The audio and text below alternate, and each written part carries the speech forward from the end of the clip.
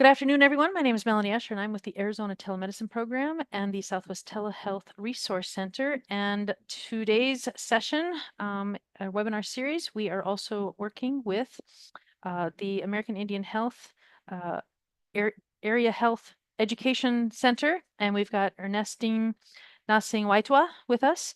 So I'll do these few slides real quick here. Welcome. We'll go to the next slide.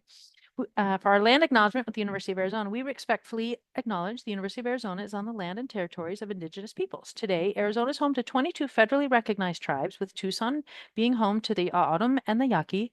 And the Southwest Telehealth Resource Center represents Colorado, Arizona, New Mexico, Nevada, and the Four Corners region, with a combined total of 72 recognized tribes. Committed to diversity and inclusion, the university strives to build sustainable relationships with sovereign Native nations and Indigenous communities through education offerings, partnerships, and community service.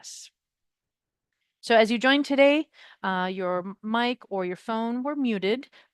We will have time for questions. We're going to use the chat feature for Q&A. You can put those into the chat function if you come up with a question.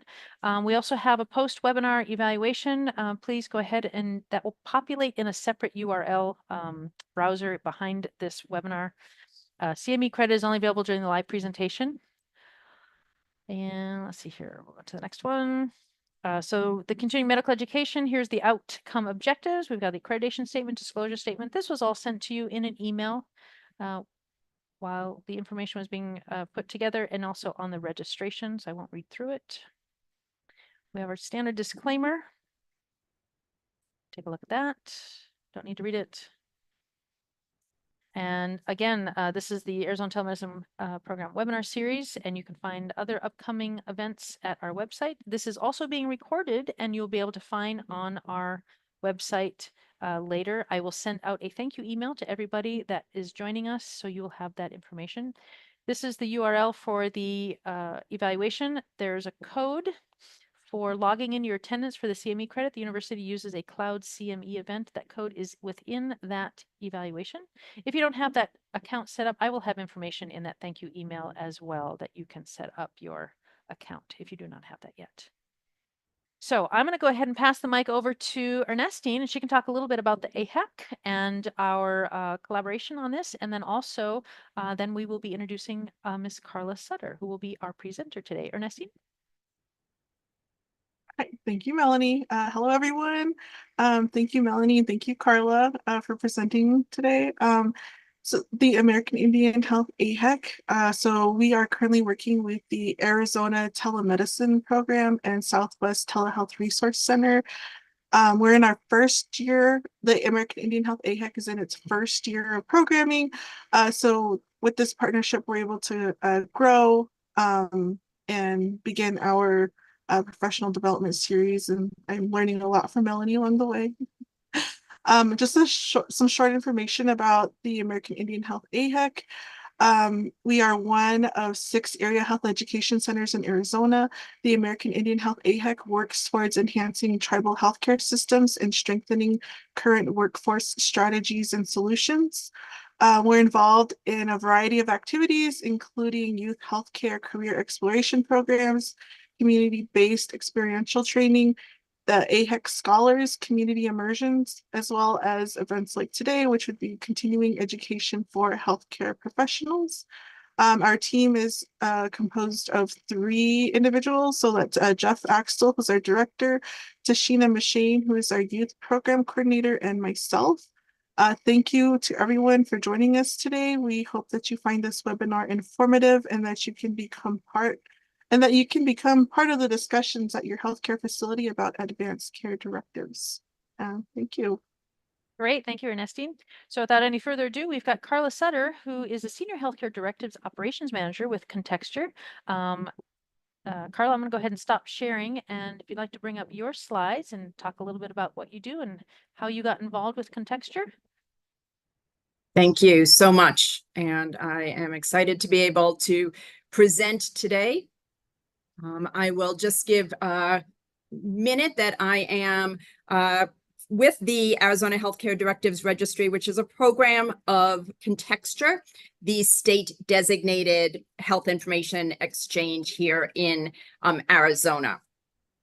So we've got a very busy program today to present to all of you, and a lot of information with some goals that I have set out, but the recognition that we are never going to be able to complete probably all of this in the depth that you may want in this hour. So please feel free to reach out after the session and we can go over for your particular needs and organization.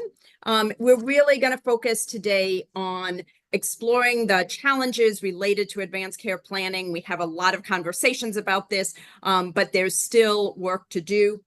Trends in advanced care planning and where we have come from, building out workflows to increase communication around advanced care planning in healthcare settings and in communities. Another goal is that if you don't have your own advanced directive, that you are going to be motivated to complete that today and register it with the Arizona Healthcare Directives Registry, known as the AZHDR. And that this does not end here. My hope is that the information that you gather is something that you are going to want to continue to explore with your colleagues and your organization.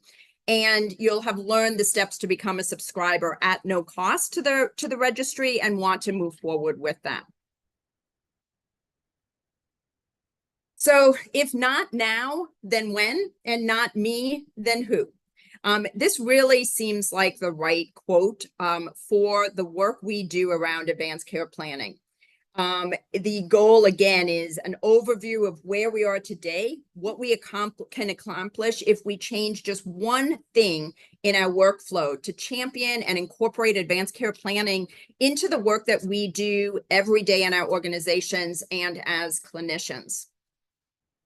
So to set the scene, I'm going to just briefly kind of talk a little bit about the why behind advanced directives and about the documents themselves. So we're all kind of on the same page with what we're discussing. The reality is that only 30 to 35% of Americans have a completed, active, advanced directive. That is the same in Arizona as it is nationally. And I have been a clinician for almost 30 years with a specialty in end-of-life conversations and advanced directives. And I will tell you that that number has really not increased over time, although some of the other kind of components of having conversations about this have begun to shift and change, but the pen to paper component hasn't changed. Why are these important? Because when we do research across the country, we recognize that about 70% of people want to die at home, for example, yet 76% die in an institution. So clearly we can see that we have a disconnect between what people want for their medical preferences and what happens in the end for individuals. And part of this is because 50% of people are unable to participate in healthcare decisions when the time comes to make them. And if documents are not in place, if agents are not in place, then oftentimes, the family's focus and the healthcare focus is to treat until they can no longer provide that level of care for that individual and their physical body. So these are one of the reasons that having these conversations are important, because 90% of Americans say that talking with loved ones about their healthcare, about their goals is important. Yet in reality, only 27% have done so.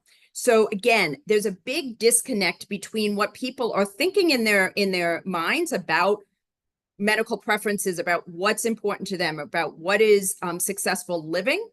Yet they haven't had those conversations. And as we move forward, we're going to talk a little bit more about why. There's a lot of research around this, and one published research in 2018 by the American Geriatric Society showed that 99% of physicians believe it's important to have end-of-life conversations, yet only 29% report having had really any formal training to equip them in doing so. There is also a disconnect between perceived stigmas and the reality of where patients are. So again, when we look at some of the research, which is an important way to begin to guide what we need to do to increase not only these conversations, but the directives themselves, almost 90% of individuals are as comfortable about talking about death than anybody else. So it's not having these conversations. Oftentimes people will say, well, I don't want to bring it up because I don't want to talk about a sensitive topic. The reality is many people are very comfortable having these conversations. This was really interesting that this study in 2022 showed that 75% of individuals believe that Medicare should cover end-of-life discussions. What's so interesting is that in 2016, CMS made changes where there is actually billing codes available to healthcare providers to have these kind of discussions that are covered and paid for under certain Medicare visits. So the very thing that people are wanting, we have available today. And that 67% are most comfortable discussing their wishes with the doctor, which is also really important information because oftentimes healthcare providers will say, well, I don't think that my patient wants to have this conversation. I feel like maybe it's too early. Maybe I'm not the right person to be having this conversation.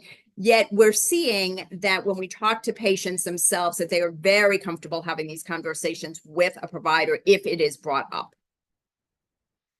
Not to get too deep into the research, but I think that this really does help inform us a little bit and allows us to open the door to having these conversations, is that in this research that was done by the National Palliative Hospice Society said that respondents felt that there is too little discussion around decisions for end-of-life care and for having control over those very decisions. And so we recognize that, again, this is an opening for all of us to not only think about how do we have these conversations, but is there a better way to do that in terms of the documentation, the kind of conversations that we're having, who is to have these conversations, and what happens to these documents in the end in terms of how do we find them in the medical record, how are we putting them in place, and how we're also involving others in the community. So when we're talking about advanced directives, I do also want to mention what we are specifically talking about here in Arizona, although almost every state has very similar kind of documentation, just maybe different language that is associated with those. Arizona actually has 4 documents that they have legislated in statute to guide healthcare decisions. These include the living will, which really is our map to what people want, things that they want to include, things that they want to limit in their healthcare. The healthcare power of attorney is the document that allows you to name the individual or individuals to be your decision maker. And if you don't name somebody, the state is very clear as to who is in line to be your decision maker. And when we talk about those individuals with consumers, oftentimes it is a surprise to them because that is not the lineup that they would want to be. That is not the order that they would want these conversations to be being had. Mental health care power of attorney is a unique document here in Arizona. There's only a few states that actually have a separate authorization for mental health, behavioral, inpatient care. And Arizona is one of those. It can be incorporated into a healthcare power of attorney document, or it can stand alone. But it is the document that allows for inpatient behavioral health care admission if that person is not voluntarily able to provide that permission. There are some very strict guidelines as to what happens if there is not a mental health care power of attorney in place, and it slows down the process of care. And I will share a situation that just happened last week with a individual who reached out to us about this.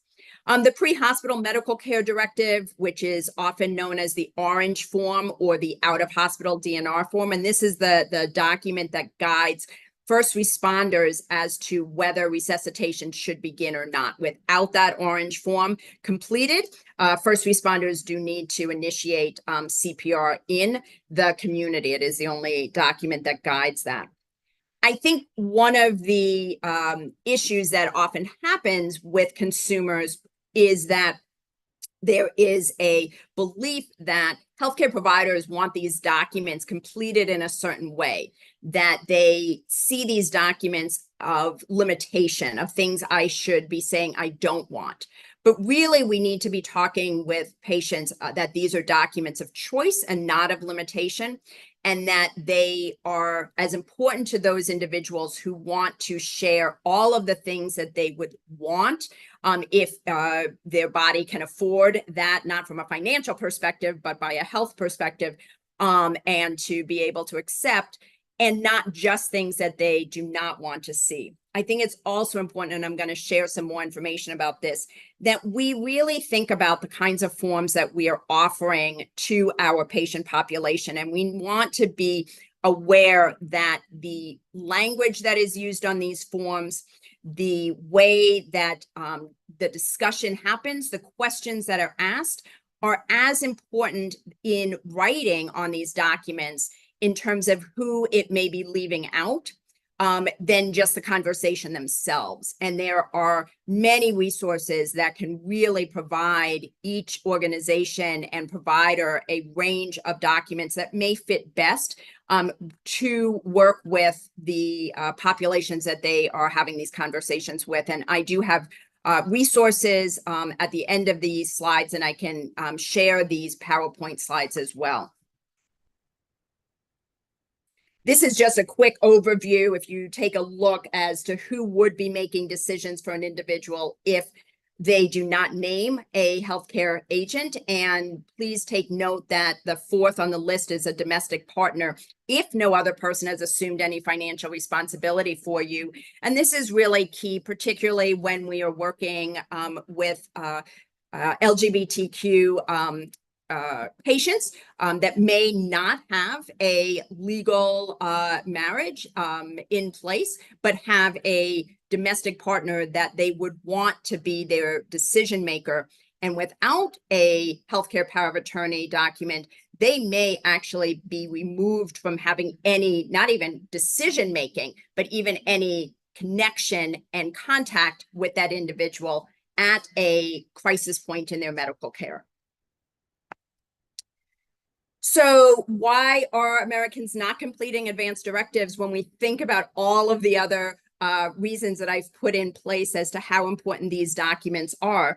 And so additional research, whether it's through this organization or others, is fairly similar in terms of the why not. Again, 90% of people think that having these conversations is important, but over half have just not gotten around to it yet. And most often it is because they feel they are too young or too healthy, or there is always time. And the reality is, while there may be time when a specific diagnosis is put in place, there's not time if an accident occurs that puts that person in a situation where they are not able to communicate their wishes and they don't have medical capacity. More than almost a quarter have never considered it. And that really is often because they don't have an understanding that these documents exist, or that they exist for individuals outside of those who are of a certain age or with a certain diagnosis. A smaller amount believe that they may change their mind, and so they don't want to put anything in writing, not understanding that these documents can be changed at any time as long as you have medical capacity to do so.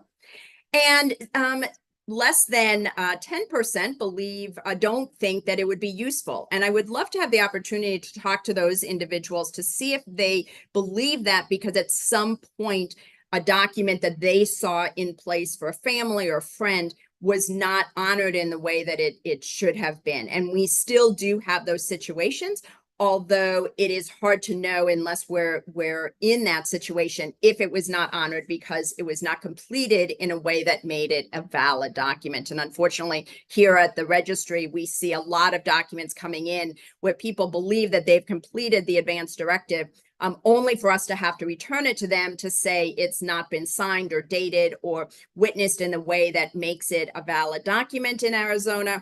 The physician or healthcare provider has not signed a DNR document to make it a medical order that the first responders can follow. So you wonder if some of those, that percentage is because documents were not completed correctly in advance. Some additional things to think about is that the Federal Patient Self-Determination Act of 1990 required healthcare hospitals, nursing homes, and other facilities to provide information about advance directives to patients and to keep records of those completed documents. There are some very specific guidelines related to this earlier act. But despite this mandate, the implementation of these regulations, the rate of these advance directive completion has still remained low. And really, when we look at research over the last 20 years, we can continue to identify some similar themes as to the why for this. There's certainly the discomfort with the topic. Education around advanced care planning is minimal in a lot of training programs, particularly focused on those who may be working with oncology or with end of life, palliative care, etc. And there's always a thought in for all of us in healthcare that it's really another providers, another specialties is better prepared for that conversation than maybe we are. Often there's a lack of institutional support. We have seen that some financial incentives have benefited programs to at least begin to develop a workflow. I'm going to share some hospital pilots that we have done. Lack of reimbursement. However, CMS does have a code. Actually, there's several codes for reimbursement, but it's often not utilized for a variety of reasons. Lack of time, but again, there are opportunities that exist to share the workflow with other departments, other professionals within that team, or even ways to kind of engage with other community teams that they can kind of finish and have that patient put pen to paper outside of, let's say, the hospital walls, where it may be a better kind of time workflow. But the discussion around where somebody's healthcare is, so that there is a recognition of what is happening in their medical situation, could begin the conversation. And again, many are waiting for patients to initiate the discussion. But based on some of the previous slides that I've talked about, that's not going to happen because everybody's kind of waiting for somebody else to take ownership of this.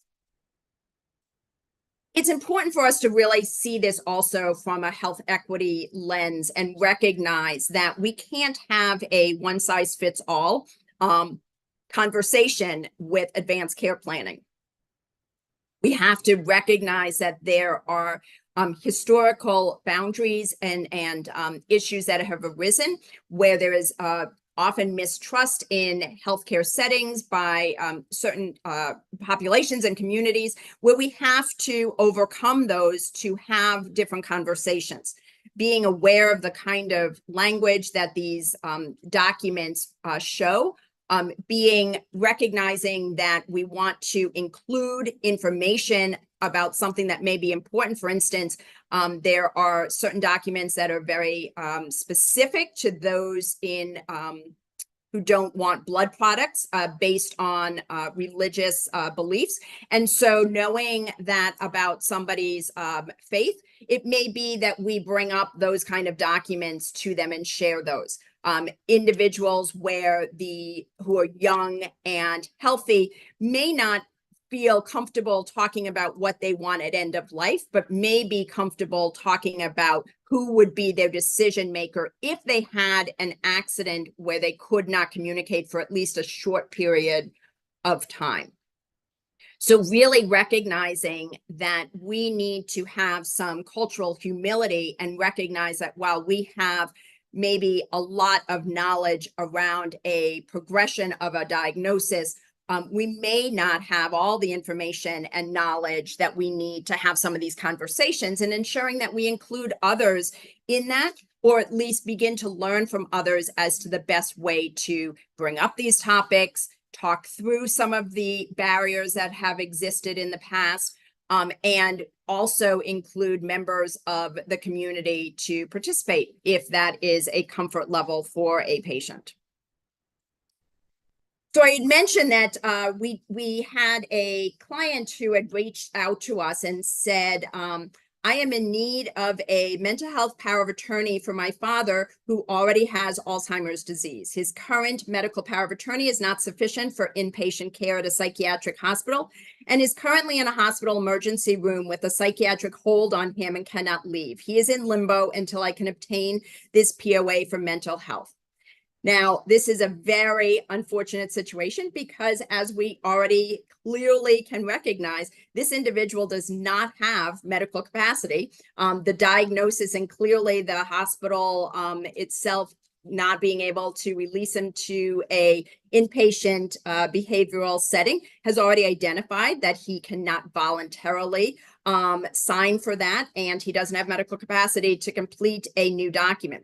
This individual most likely is going to have to go to a court setting to be able to get some kind of approval. The inpatient behavioral setting can, with enough written information and medical order, could bring him in for 48 hours, but then does need to have some kind of court guardianship paperwork on him.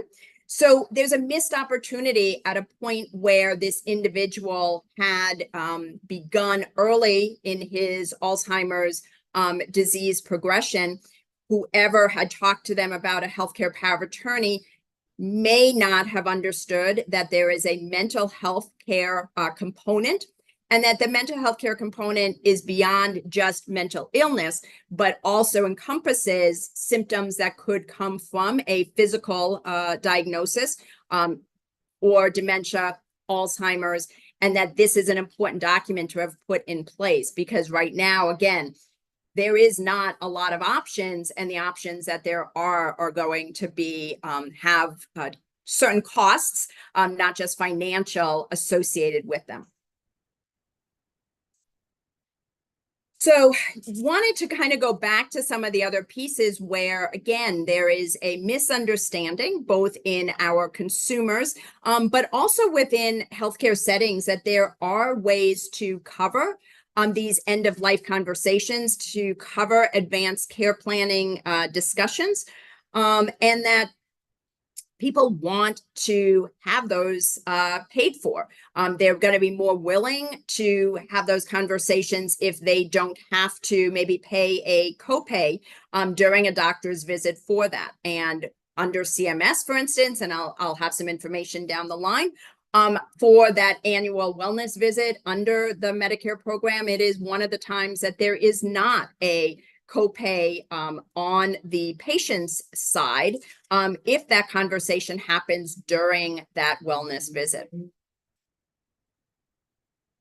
This is a common theme, and it actually just happened to my husband the other day when he was preparing for surgery, and the healthcare worker kind of went through a listing.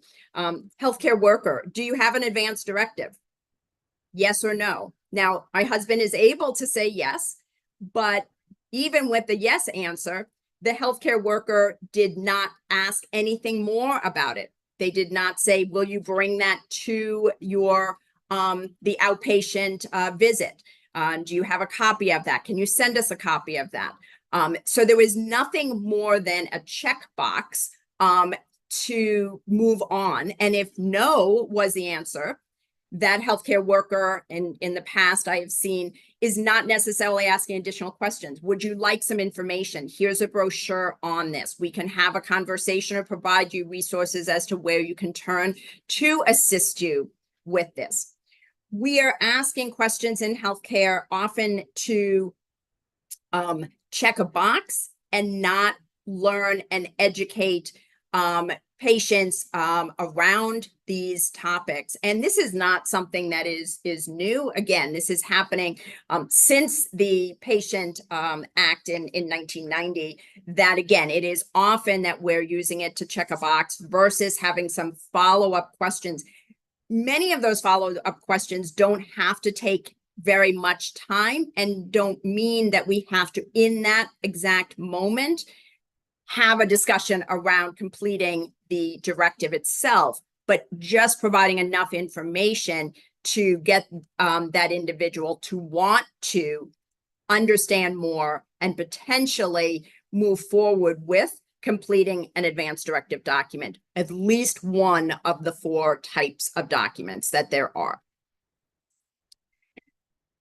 There is, again, a lot of research. I think much of our time has been spent researching around advanced care planning and having these conversations, then really thinking about what do we do with these reams of research knowledge that has come from this. But this recent review of different documents, and they found 99 different advanced care planning tools that are available. And there's many more than that if we add in all the different state versions.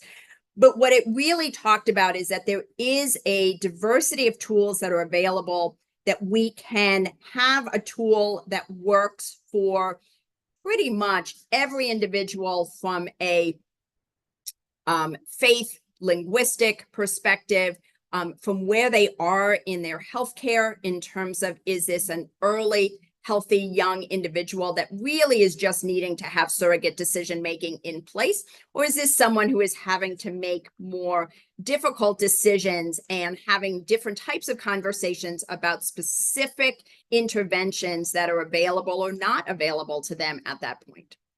We have a unique kind of thinking in our country, and really it isn't just in the US, because when you look at research across the world map, places like Japan and Australia and Canada, very similar thoughts and ideas are in play as well. But TV has given us all a kind of skewed version of what kind of end-of-life care and treatments are. You know, there was a whole research project when Grey's Anatomy came out about how it skewed people's understanding of do not resuscitate and CPR and what really happens. And I had a hospice patient many years ago who was a younger woman, but with a end-of-life diagnosis, a cancer diagnosis, and she was not, you know, the expectation was her death would occur within, you know, a few months. And we talked about the do not resuscitate DNR document. And her initial was, no, I'm not ready for that. And then she kind of stopped and said, wait, you know, I think I'm viewing this wrong. I have this idea that if my heart gets restarted by CPR, it's as if the blackboard is erased and the clock is turned back. And she said, you know what? I'm going to, even if my heart were restarted, I still have the same diagnosis. I still am terminal. And so she made the decision to sign the CPR document. But what was really interesting is that was her kind of thinking. She was very clear about her progression of her illness. She was very open to the being signed into the hospice program. She was not continuing to treat her diagnosis for hospice. But the idea of what CPR was, what do not resuscitate really meant, was still really a foreign concept to her. And partly because of, you know, as we talked further, kind of her idea of it from kind of television. And so we really do have the idea and the ability to kind of think through those and use documents that really speak to where people are at in kind of their life to fit better versus having one tool that is going to be overarching. we really have to think about normalizing this conversation as well, that we are never too young, we're never too healthy. We ask patients every day, who is their emergency contact? And why we cannot simply expand on this and just say, if you could not communicate your health wishes at some point, would this be the same person you would want to be your voice for those medical decisions? There are very simple ways that we can simply focus on the first step, which is choosing a healthcare agent, before even going to all the other steps. And that step is a very simple one because most everybody has thought about who they would want in their corner if they couldn't communicate. We need to encourage ways in healthcare to build skills and confidence of both practitioners, but also our patients to talk about healthcare wishes, particularly around end of life. My daughter just had her first child, my granddaughter, 2 months ago in Washington State. And when I went to be there for the birth and came in, the nurse said, "Oh, your Sydney has been talking about the work that you do. And I know I should be having my own healthcare directive." This was the nurse speaking. And she said she was the first person that I've had in years that, as part of her birth plan, included an advanced directive document. Maternal health, where there are so many things that can happen along that birth plan that can go wrong. It is such an important group of patients to have these kind of conversations because some of the most sensitive decisions have to be made. And so it was really, again, eye-opening to me that this is not a commonality, and really only that my daughter happens to be, the daughter of a social worker whose specialty is advanced directives and advanced care plan and conversation. So of course she is going to have her document. Again, as I mentioned earlier, we really need to find opportunities, not only in general healthcare, but certainly in advanced care planning, to expand our cultural competence and cultural curiosity, to really learn about how we can best meet the needs of our clients where they're at, and using language, culture, faith to expand upon the conversation versus constrict conversation. Many years ago, when I did my master's thesis, it was on building and expanding cultural competence in social work practice. Now we really talk more about cultural curiosity, but at the time, I did research with practitioners across the Twin Cities in Minnesota who were working cross-culturally with clients and patients.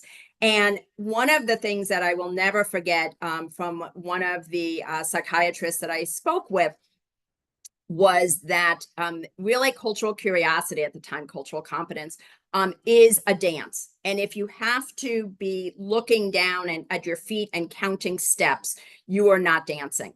And so I have always taken that and been very mindful that it is my responsibility to learn how best to meet the needs of my client, my patient, no matter in what way. And while I can ask questions of that individual, it is not their responsibility to really educate me completely, but they will educate me and share information if they believe that I am truly wanting to understand in a way that's going to help them be able to express their needs to me.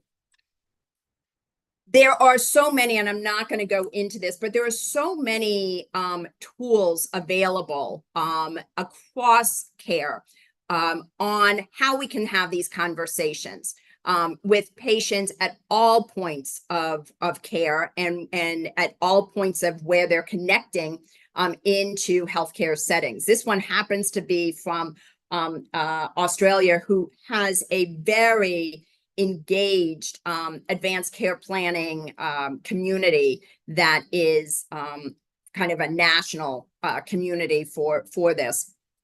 But these are the kind of, if you really think about these in each separate kind of question, asking somebody, a good day for me is one where I blank because of blank, or an unacceptable health outcome for me would be blank because.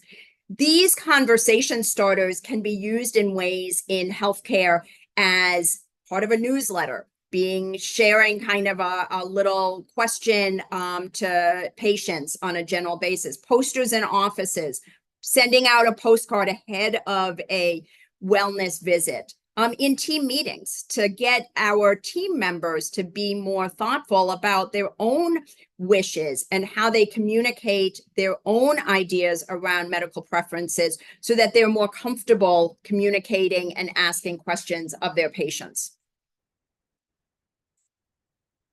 Thinking about how we can set the scene for success in our practices is really first having a champion within your team and designated care teams and roles and responsibilities. And if you have somebody who is even just asking that general question, do you have an advance directive? Making sure that they even understand what an advance directive is, what it's not, what it can do, and where resources can be found if that patient is asking back to them after that question is asked. I think too often the people who are asking the question don't really even know why they're asking it, other than it's on the sheet and they have to put something there. Thinking about how we establish if you have patients who are going to have over 65 having their annual wellness visit or their first Medicare visit, thinking about how do we utilize that visit in the best way around advanced care planning.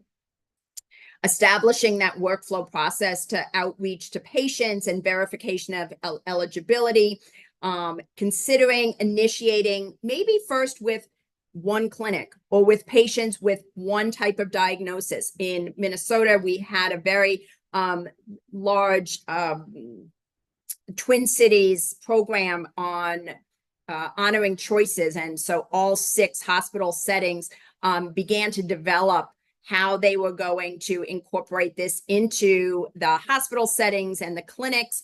And one of the hospitals really focused on, for instance, CHF. And so they did a kind of a pilot with a specific diagnosis that often is one that creates many different decisions throughout that, patient's journey with the disease and the symptoms.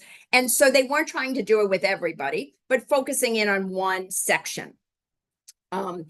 Getting set up with the Arizona Healthcare Directives Registry, the state designated portal for advanced directives that allows seamless viewing and searching of the database to see if your patient has an advanced directive, to assist them in putting an advanced directive in there for others across the state to be able to view, is also a part of a plan for success.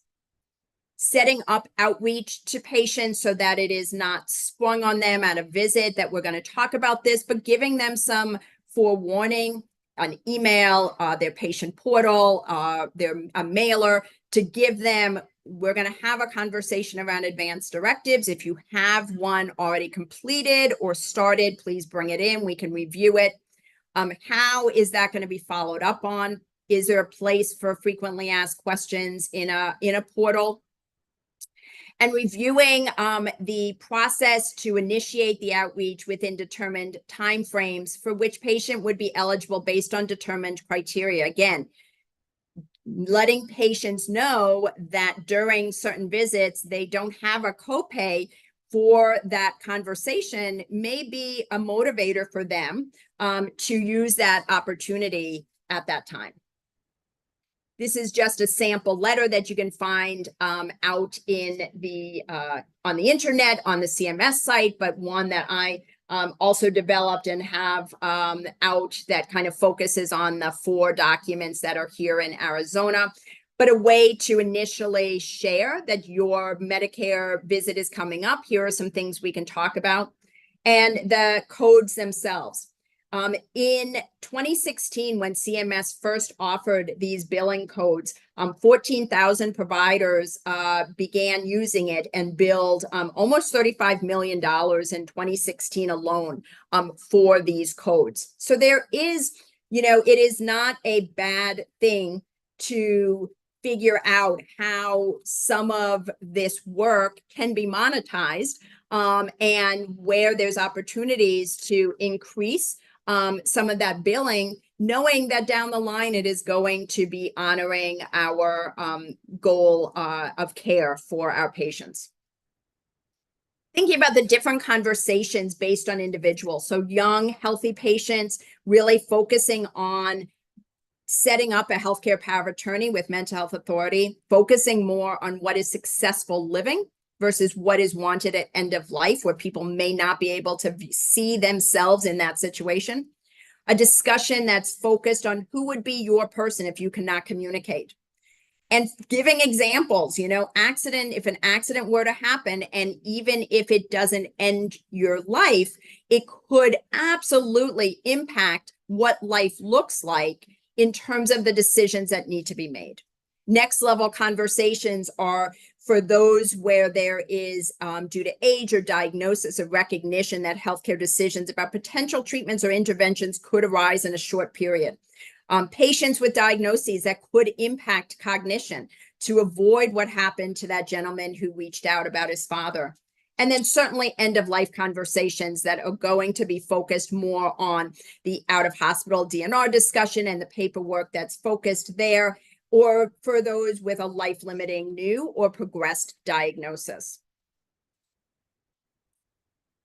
We're just finishing up the Olympics, and we saw with one of the teams that it was not how fast the relay team ran, but it was in how good the baton handoff was. That was the difference between medaling or not. And it really is true with advanced care planning when we think about how communities can engage, how the line of discharge and who a patient is discharged to can incorporate and include aspects of advanced care planning. Again, so many things are happening at acute settings that it may not be the right time for many reasons that we're having in-depth conversations, but handing them off to, if there's a hospice or home health discussion, if they're going into a rehab setting, to be able to share with that team where the advanced care plan discussion was, where we're at, and what could be completed. So when documents aren't completed within healthcare walls, not every conversation needs to end with a completed document itself, but with actionable follow-up steps, many of which do not include follow-up visits directly. Making sure that if we're talking about documents with patients and their families, that we have copies of those. We're not expecting them to go to the website and print those out. If they're completing the orange DNR document, to sign it on orange paper. Orange paper is not one that you can easily find on your own in one sheet, but you can buy a big pack of it and just print it on that so that they're not having to find their own orange paper and making the document not useful in the community. Sharing a list of frequently asked questions around advanced care planning, both with your own team, but with your families and patients, and those are available on our site. Becoming a participating subscriber to the AZHDR, there's no cost for that, but it allows you to assist your patients in completing those documents and uploading them so that down the line, they're able to share that information with other providers across the state and not feel like they have to continually be locating where those documents are. And unfortunately, oftentimes people complete these documents and then don't know where they are when they're needed, or certainly their agents don't know where they can find them. Providing a list of who can assist with advanced directive documents, again, available on our site. But that's not limited to area agency on aging, faith communities, legal aid, senior housing, hospice organizations, home health organizations, many of these who are organizations who are already sharing a discharge plan with. We have, for the last almost year, been doing a care grant with Mercy Care and Hospice of the Valley called Choose Your Person. And it was really focused on, if you do only one document, complete your healthcare power of attorney with mental health authority and choose the individual you would want to be your voice. What we've recognized is the power of community engagement. We've recognized that it is not simply healthcare organizations that are a part of this conversation, but community-based organizations where there's already a trusted relationship in the community, working with CHRs and CHWs and training them who are going out already to have conversations on many different topics, but who have opened their door to this professionally trained visitor to be able to share this information in a way that's often more honored. We, for instance, recognize that financial organizations who are having conversations about estate planning, if you talk to somebody about your finances, you'll often talk to them about your healthcare. Desert Financial Credit Union, for example, is the largest completer of advance directive documents that are submitted to the registry than any organization. They uploaded 16% of all the documents that went into the registry in 2023. Thinking about and identifying the value for community members and sharing the message in ways that connects to that audience. Thinking about domestic abuse survivors who, if they do not have an advance directive document, the way that the statute is written, spouse, unless legally separated, is going to be their decision maker. And it doesn't have a caveat that says if there was a domestic abuse. So really, we're looking to find communities and patient groups that may have a not typically thought about reason to be completing these documents, but a very key reason. College students who are leaving home for the first time, turning 18, those in maternity, dementia, again, because at some point, much more quickly, they are no longer going to have capacity to complete these documents.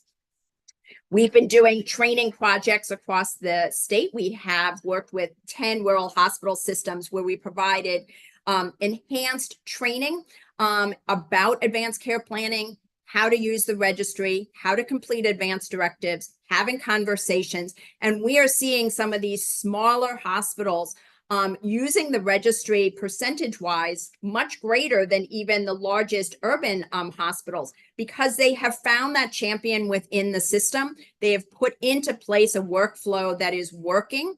And they're also sharing that information with other community organizations so that that patient, wherever they are going, has a way to connect.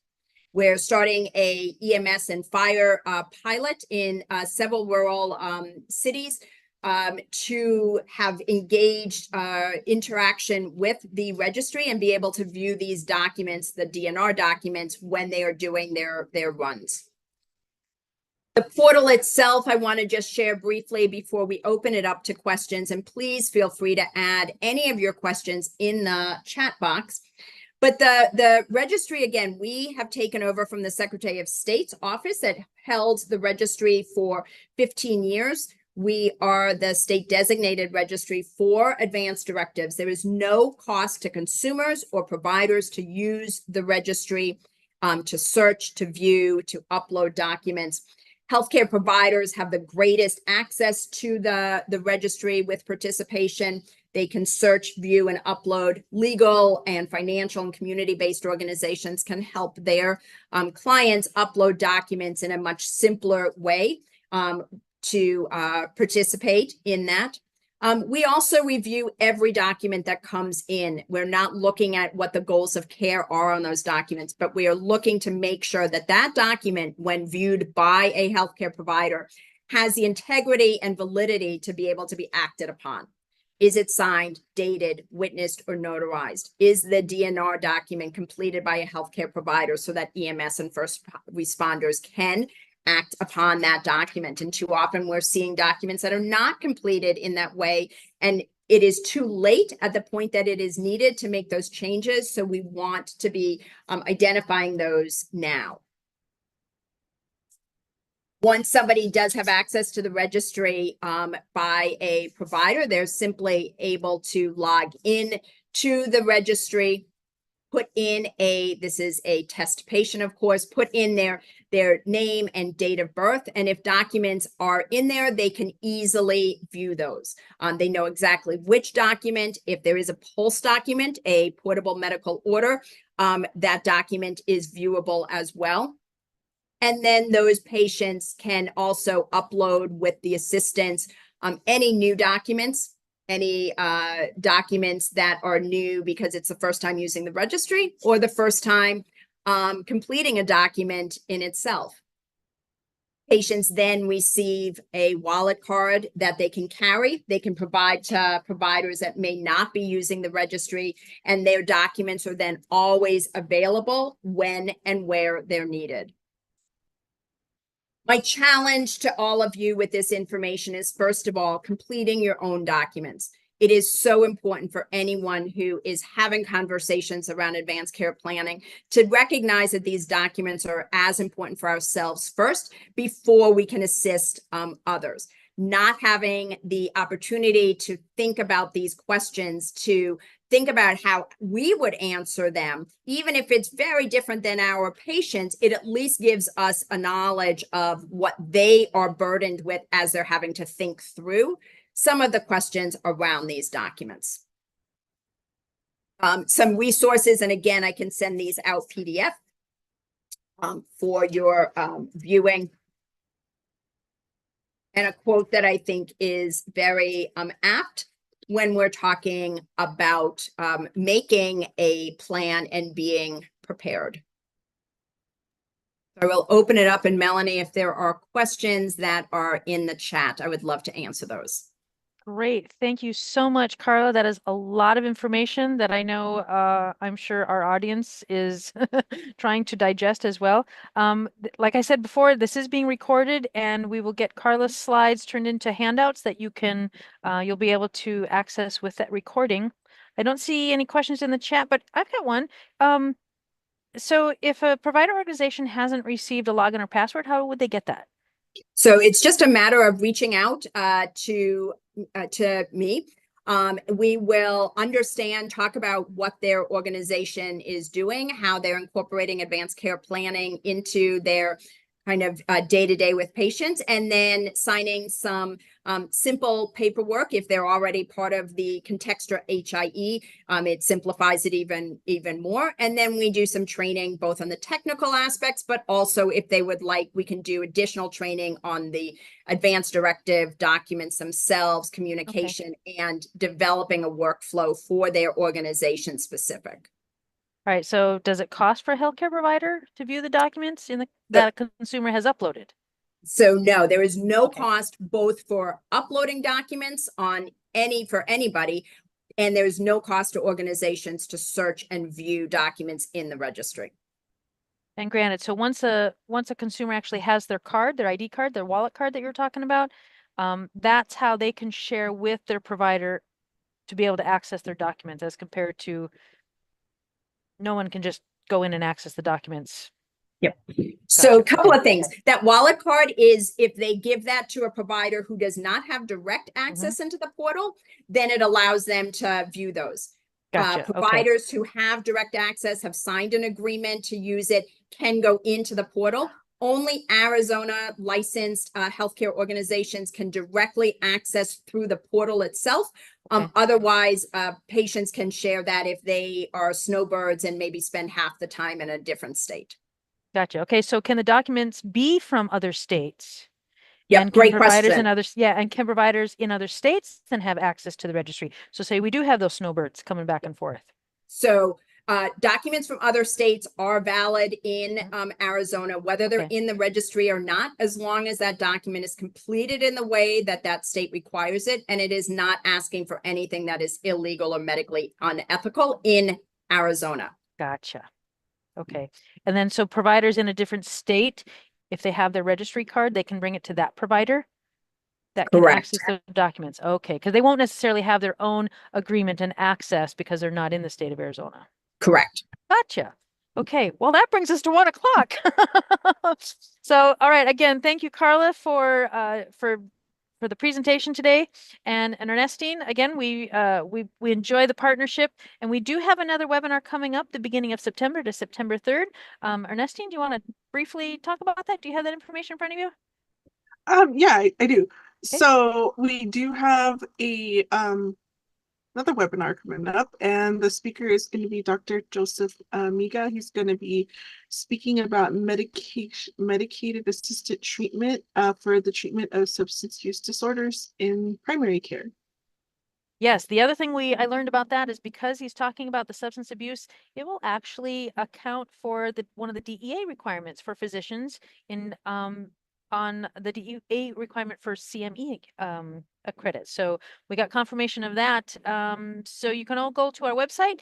Again, I'll be sending out a thank you email with the information and the copy of the URL for the previous that you'll be able to access this, and then the slides that Carla has shared, and all of her resources will be available there as well.